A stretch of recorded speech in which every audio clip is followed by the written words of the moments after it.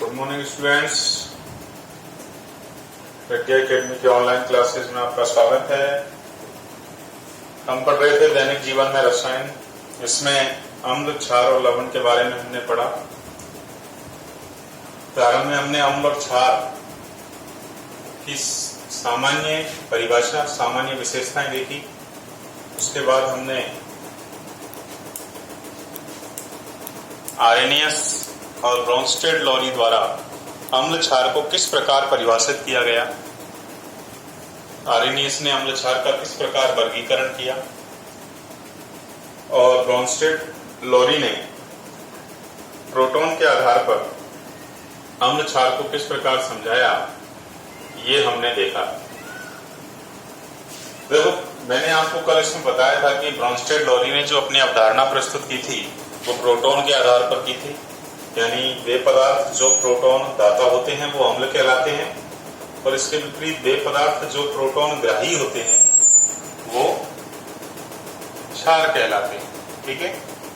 और जो प्रोटॉन दाता है वो प्रोटॉन त्याग कर किस में परिवर्तित हो जाता है, संयुग्मी क्षार में परिवर्तित हो जाता है, और जो प्रोटॉन ग्राही है वो प्रोटॉन ग्रहण करके संयुग्मी अम्ल में परिवर्तित हो जाता है। इसलिए इस संकल्पना को संयुग्मी अम्ल क्षार संकल्पना भी कहा गया।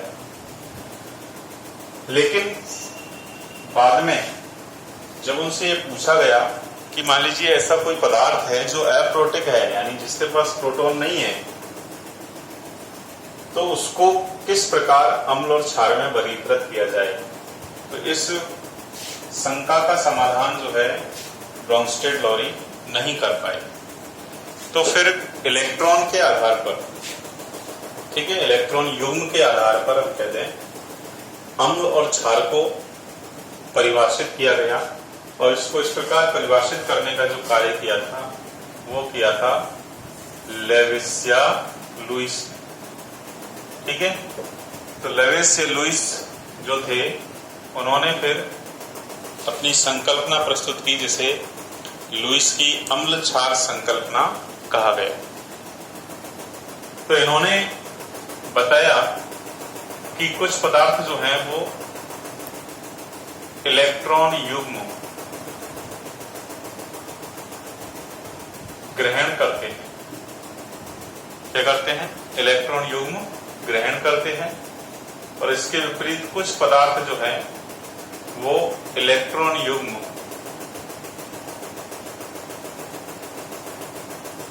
त्यागते हैं।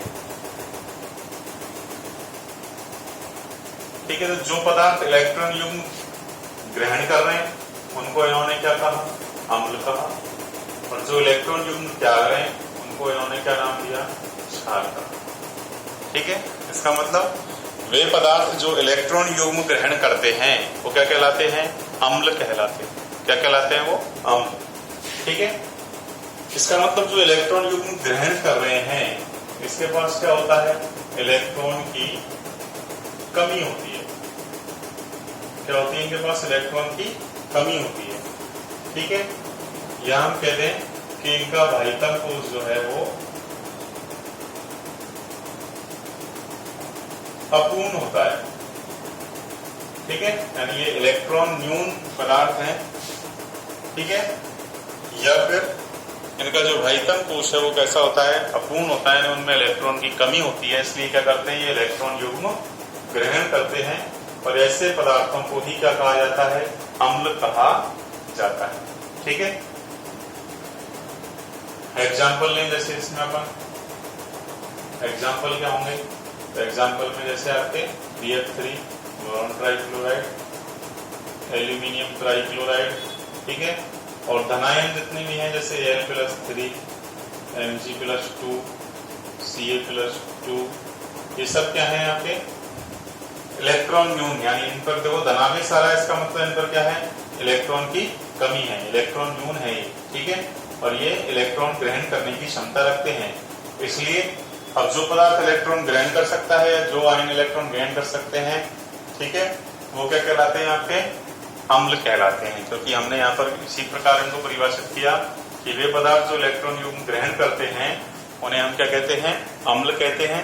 और इलेक्ट्रॉन युग्म ग्रहण कब करेंगे, जब इन पर क्या होगी, इलेक्ट्रॉन की कमी होगी। ठीक है, तो ये सभी जो है वे पदार्थ हैं जिन पर क्या है, इलेक्ट्रॉन की कमी है या ये इलेक्ट्रॉन न्यून है, इसलिए ये सभी क्या कहलाते हैं, अम्ल कहलाते हैं। ठीक है, अब बात करते हैं किसकी, क्षार की। क्षार क्या होते हैं, तो क्षार जो है वे पदार्थ हैं जो इलेक्ट्रॉन युग्म त्यागते हैं, अर्थात इन पर क्या होता है, इलेक्ट्रॉन की अधिकता होती है। इन पर क्या होती है, इलेक्ट्रॉन की अधिकता होती है। इसका मतलब इन पर एक अतिरिक्त इलेक्ट्रॉन युग्म पाया जाता है। क्या पाया जाता है, अतिरिक्त इलेक्ट्रॉन युग्म पाया जाता है। इस अतिरिक्त इलेक्ट्रॉन युग्म को ये त्याग कर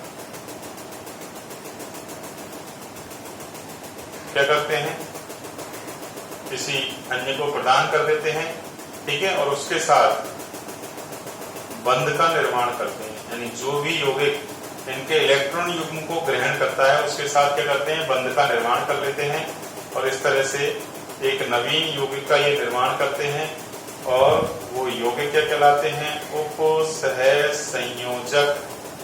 क्या कहलाते हैं वो, उपसहसंयोजक यौगिक, क्योंकि उनके बीच में क्या बनता है, उपसहसंयोजक बंध बनता है, क्योंकि केवल एक ही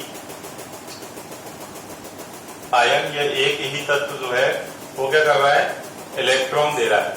ठीक है, दूसरा ले रहा है, लेकिन बंध के जो इलेक्ट्रॉन है उस पर केवल एक का ही क्या होता है, अधिकार होता है। तो इस प्रकार बनने वाला जो बंध है वो उपसहसंयोजक बंध कहलाता है।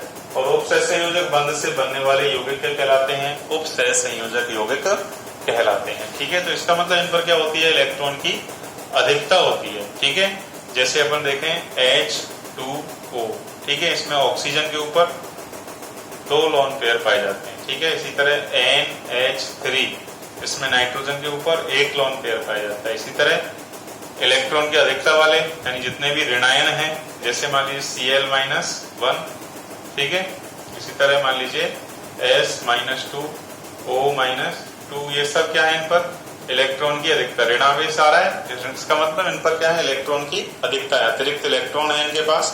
तो इन अतिरिक्त इलेक्ट्रॉनों को ये आसानी से त्याग सकते हैं और किसी दूसरे तत्व या किसी यौगिक को देकर उसके साथ बंध का निर्माण करके उपसहसंयोजक यौगिक का निर्माण कर लेते हैं। ठीक है, जैसे BF3 प्लस NH3, ठीक है, इसके पास लोन पेयर है, ये इसके साथ क्रिया करेगा, क्रिया करके क्या करेगा, ये बंध का निर्माण कर लेगा। कौन सा बंध, ठीक है, इसको इस तरह से लिख दें अपन F3B, ठीक है, और ये नाइट्रोजन जो है, ये जो लोन पेयर है इसको दे देता है और ये जो बंध है, इस बंध के द्वारा ये यहाँ पर जुड़ जाता है। ये बंध क्या कहलाता है, उपसहसंयोजक बंध कहलाता है। क्या कहलाता है, ये उपसहसंयोजक बंध कहलाता है। ठीक है स्टूडेंट्स, तो इस तरह से लुईस ने जो है अम्ल और क्षार को वर्गीकृत करने का प्रयास किया और ये किसके आधार पर किया, इलेक्ट्रॉन युग्म के आधार पर। इस प्रकार किया कि वे पदार्थ जो इलेक्ट्रॉन युग्म ग्रहण करते हैं वो अम्ल कहलाते हैं। ठीक है, अर्थात ये इलेक्ट्रॉन की कमी वाले होते हैं, यानी इन पर इलेक्ट्रॉन की न्यूनता होती है। ये इसके उदाहरण हो गए। ठीक है, इसके विपरीत वे पदार्थ जो इलेक्ट्रॉन युग्म त्यागते हैं वो क्या कहलाते हैं, क्षार कहलाते हैं। त्यागते क्यों है, क्योंकि जिसके पास अतिरिक्त इलेक्ट्रॉन होंगे वो उनको त्यागता है। ठीक है, तो ये इलेक्ट्रॉन की अधिकता वाले होते हैं, क्योंकि इन पर अतिरिक्त इलेक्ट्रॉन युग्म पाया जाता है, जिसे ये त्याग कर या किसी दूसरे पदार्थ को देकर, यौगिक को देकर या तत्व को देकर उसके साथ सहसंयोजी बंध का निर्माण करके उपसहसंयोजी बंध का निर्माण करके उपसहसंयोजक बंध का निर्माण कर लेते हैं। ठीक है, तो इस तरह से लुईस ने अम्ल और क्षार को वर्गीकृत किया। अब बात करते हैं, जैसे यहाँ पर एक चीज आ रही है बार बार, क्या कि ये सब ये इलेक्ट्रॉन युग्म क्या होता है, इलेक्ट्रॉन युग्म क्या है। ठीक है, अपन को यहाँ पर हालांकि अपने सिलेबस में नहीं है, ये 9th क्लास में मैंने आपको बताया था, 9th क्लास में पढ़ा है अपन ने। 3 प्रकार के बंध पढ़े, कौन कौन से, आयनिक बंध, सहसंयोजक बंध और उपसहसंयोजक बंध, 3 प्रकार के बंध पढ़े। ठीक है, तो वहां पर हमने देखा था ये कुछ बंध का निर्माण जब होता है तो उसमें कुछ यौगिक जो बनते हैं उनमें अतिरिक्त इलेक्ट्रॉन जो है वो शेष रह जाते हैं, यानी बंध निर्माण के बाद कुछ इलेक्ट्रॉन शेष रह जाते हैं। तो शेष रहे इन इलेक्ट्रॉनों को ही हम क्या कहते हैं, इलेक्ट्रॉन युग्म। ठीक है, जैसे अपन देखें, अभी हमने देखा था NH3, ठीक है, इसमें हमने एक लोन पेयर देखा था। कैसे बचता है एक लोन पेयर, इसमें देखिए जैसे नाइट्रोजन है, ठीक है, ये कैसे बनेगा, एक लोन पेयर इस पर किस प्रकार बचता है। तो नाइट्रोजन, इसका परमाणु क्रमांक 7, ठीक है, इलेक्ट्रॉनिक विन्यास देखें 1s2, 2h2 और 2p3। पहली कोष में 2 और दूसरी कोष में कितने इलेक्ट्रॉन होते हैं भाई, 5। ठीक है, इसी तरह हाइड्रोजन देखें, परमाणु क्रमांक 1 और इलेक्ट्रॉनिक विन्यास 1s1। क्लियर। अब जब इसमें NH3 से अमोनिया का निर्माण होगा नाइट्रोजन और हाइड्रोजन से, तो देखो किस प्रकार होगा। ये नाइट्रोजन, ठीक है, इसकी बाह्यतम कोष में कितने इलेक्ट्रॉन है, ये 5। तो बाह्यतम कोष में 5 इलेक्ट्रॉन देखें, 1 2 ये 3, ठीक है, और ये 4 और ये 5। ठीक है, अब इसके साथ NH3 में कितनी हाइड्रोजन जुड़ी हुई है, 3 हाइड्रोजन जुड़ी हुई है। ठीक है, तो 3 हाइड्रोजन जोड़ दीजिए आप, 1 हाइड्रोजन, 2 हाइड्रोजन और ये 3 हाइड्रोजन। ठीक है, और इस हाइड्रोजन का परमाणु क्रमांक कितना, 1, और इसकी एक ही कोष है, यही बाह्यतम और यही प्रारंभिक। ठीक है, तो इसमें इलेक्ट्रॉन कितना, 1। तो इसका 1 इलेक्ट्रॉन जैसे अपन बनाए इस तरह से, ये 1 इलेक्ट्रॉन, ये इस हाइड्रोजन का 1 इलेक्ट्रॉन, ये इस हाइड्रोजन का 1 इलेक्ट्रॉन। ठीक है, अब प्रत्येक को क्या करनी है, अपना निकटतम अक्रिय गैस विन्यास प्राप्त करना है। ठीक है, प्रत्येक को अपना निकटतम अक्रिय गैस विन्यास, या हम कह लें अपना अष्टक पूर्ण करना है। जैसे हाइड्रोजन ये अपना इसके 8 इलेक्ट्रॉन पूरे नहीं कर सकता, तो क्या करेगा, ये अपना निकटतम अक्रिय गैस विन्यास प्राप्त करेगा। निकटतम अक्रिय गैस कौन सी, हाइड्रोजन की, हीलियम, उसका परमाणु क्रमांक कितना, 2। तो इसको 2 इलेक्ट्रॉन पूरे करने हैं। तो देखो ये इसके 2 इलेक्ट्रॉन पूरे हो गए। इस हाइड्रोजन के देखें तो ये इसके 2 इलेक्ट्रॉन पूरे, इस हाइड्रोजन का देखें तो ये इसके 2 इलेक्ट्रॉन पूरे। ठीक है, अब नाइट्रोजन की बात करें तो नाइट्रोजन ये क्या करेगा, अपना अष्टक पूर्ण करेगा। ठीक है, अष्टक का मतलब 8 इलेक्ट्रॉन पूर्ण करने हैं इसको अपने बाह्यतम कोष में।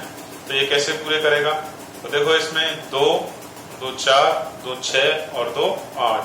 तो ये 8 इलेक्ट्रॉन को जब भी इसको आवश्यकता होगी, ठीक है, बंध निर्माण के लिए, तो ये क्या करेगा, इन 8 इलेक्ट्रॉन को जो है अपने उपयोग में ले सकता है। तो इस तरह से क्या करता है, ये अपना अष्टक पूर्ण कर लेता है। अब देखो इसमें बंध निर्माण की बात करें अपन के, बंध निर्माण के बाद शेष बचे इलेक्ट्रॉन। ठीक है, तो यहाँ पर नाइट्रोजन और हाइड्रोजन के बीच जो बंध बने, जैसे एक बंध ये बन गया, एक बंध ये बन गया, एक बंध ये। ठीक है, 3 बंध बने नाइट्रोजन और हाइड्रोजन के बीच। इस तरह से इसकी संरचना बनेगी। अब ये हाइड्रोजन, ये हाइड्रोजन, ये हाइड्रोजन, ठीक है, 3 हाइड्रोजन जुड़ गई, और ये जो इलेक्ट्रॉन है दोनों, ये इस पर शेष रह गए। ठीक है, तो बंध निर्माण के बाद ये 2 इलेक्ट्रॉन क्या रह जाते हैं, शेष रह जाते हैं। तो इन्हीं को क्या कहा जाता है, लोन पेयर। क्या कहते हैं इसको, लोन पेयर या इलेक्ट्रॉन युग्म। ठीक है, तो इस तरह से बंध निर्माण के बाद शेष बचे इलेक्ट्रॉन क्या कहलाते हैं, इलेक्ट्रॉन युग्म कहलाते हैं। और जो पदार्थ इलेक्ट्रॉन युग्म त्यागने की क्षमता रखते हैं, जिनके पास इलेक्ट्रॉन युग्म पाया जाता है, वही उसको त्याग सकते हैं। ठीक है, तो जो पदार्थ इलेक्ट्रॉन युग्म त्यागते हैं वो क्या कहलाते हैं, क्षार कहलाते हैं। तो इस तरह से लुईस ने इलेक्ट्रॉन युग्म के आधार पर जो है अम्ल और क्षार को परिभाषित किया और उसको वर्गीकृत करने का प्रयास किया। ठीक है, उम्मीद करते हैं आपको ये अच्छे ढंग से समझ में आ गई होगी। अगर आपको कोई प्रॉब्लम है, इसमें कोई संदेह है, तो आप निसंदेह मुझसे पूछ सकते हैं, बात कर सकते हैं। आज के लिए इतना ही, थैंक्स।